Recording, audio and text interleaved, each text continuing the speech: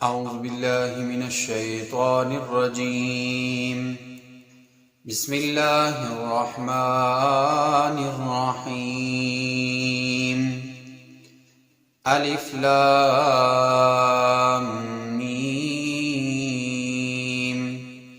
ذلك الكتاب لا ريب فيه هدى للمتقين. سورۃ البقرہ مدنی صورت ہے اور ترتیب کے اعتبار سے یہ قرآن کریم کی دوسری صورت ہے اور نزول کے اعتبار سے 87 نمبر کی صورت ہے اور سورۃ المطففین کے بعد نازل ہوئی ہے. سورت کو سورۃ البقرہ کیوں کہتے ہیں؟ تو اس سورت کو سورۃ البقرہ اس وجہ سے کہتے ہیں کہ اس سورت کے اندر گائے کا واقعہ ذکر ہوا. بنی اسرائیل کو اللہ رب العالمین نے حکم دیا کہ گائے کو ذبح کرو، تو اس وجہ سے پوری سورت کا نام ہی سورۃ البقرہ رکھ دیا.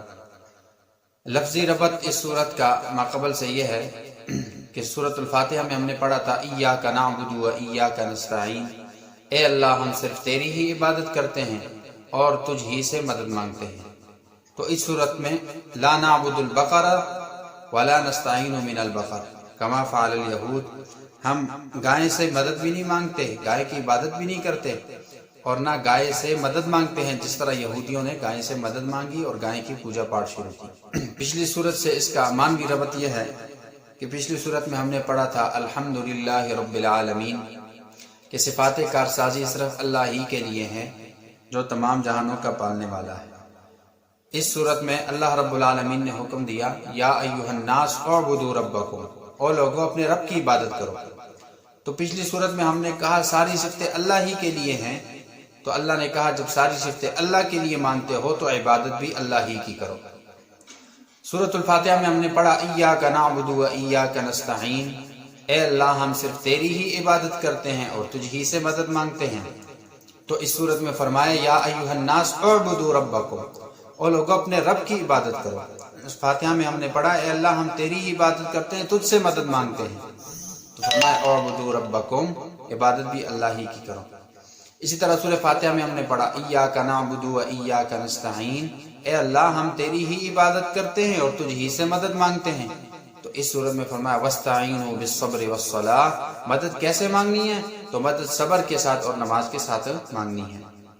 سورۃ الفاتحہ میں اللہ رب العالمین کی صفات کا ذکر تھا، 5 ناموں کا ذکر تھا، اور اس صورت میں نفی شرک پر 5 دلائل ذکر کیے گئے ہیں. فاتحہ میں ہم نے اللہ رب العالمین سے التجا کی تھی اہدنا الصراط المستقیم، اے اللہ ہمیں سیدھے رستے پر چلا.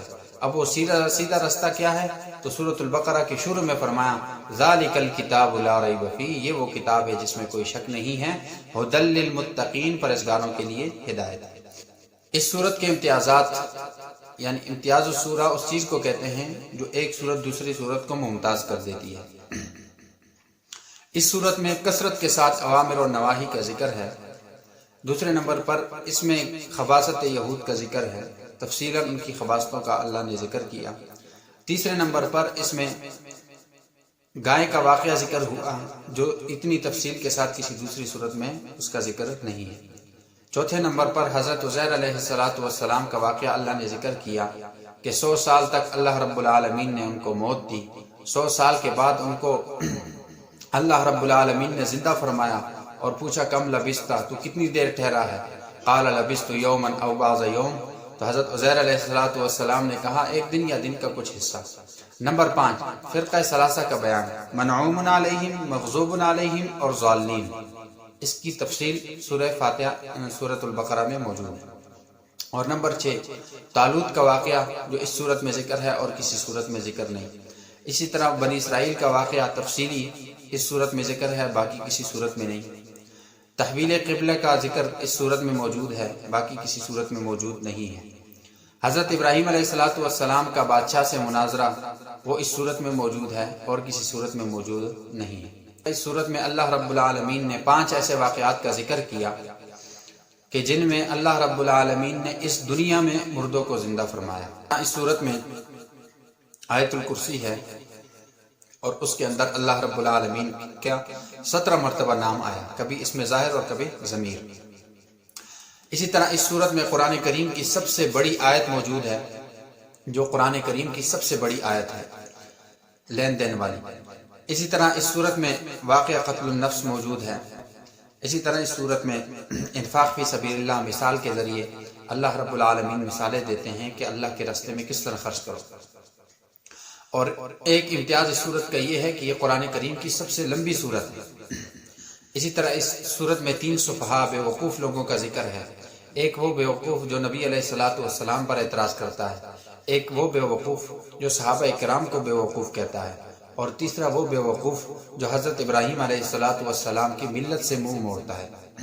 اس سورت کا دعویٰ 4 مضامین ہیں: اثبات توحید اور اثبات رسالت، اسی طرح جہاد اور انفاق فی سبیل اللہ۔ یہ 4 ایسے مضامین ہیں جو اس سورت میں تفصیل کے ساتھ ذکر ہیں۔ پہلا مضمون اثبات توحید، آیت نمبر 1 سے لے کر آیت نمبر 96 تک اللہ رب العالمین اس پورے حصے میں اثبات توحید فرماتے ہیں، اور حصوں کے اندر بھی اثبات توحید ہے، لیکن اس حصے میں سب سے زیادہ ہے۔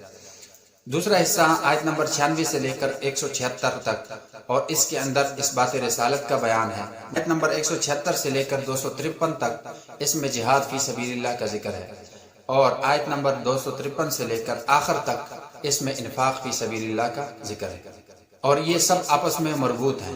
نمبر 1 اثبات رسالت، یہ کیسے ہوگا؟ تو اللہ رب العالمین اس کے لیے انبیاء کو مبعوث فرماتا ہے، تو اثبات رسالت آئے۔ اثبات رسالت اور یہ اثبات توحید، اس کا نفاذ کیسے ہوگا؟ تو اس کا نفاذ جہاد فی سبیل اللہ سے ہوگا۔ جہاد فی سبیل اللہ کیسے ہوگا؟ اس کے لیے انفاق فی سبیل اللہ ضروری ہے، خرچ کرنا اللہ کے راستے میں۔ جہاد اور انفاق کب ہو سکتا ہے؟ جب امور انتظامیہ پر عمل ہو۔ اس صورت میں اللہ امور انتظامیہ بھی بتلائیں گے۔ امور انتظامیہ پر عمل کیسے ہوگا؟ اس کے لیے تقوی کا ہونا ضروری ہے۔ تو تقوی کیسے انسان کے اندر آئے گا؟ تو تقوی کے لیے اللہ رب العالمین امور مصلحہ کا ذکر کرتے ہیں، نماز و روزہ وغیرہ وغیرہ۔ تو یہ پوری صورت کا خلاصہ میں نے آپ کے سامنے رکھا۔ اللہ رب العالمین ہمیں قرآن کریم سیکھ کر، سمجھ کر اس کے مطابق عمل کی توفیق عطا فرمائے۔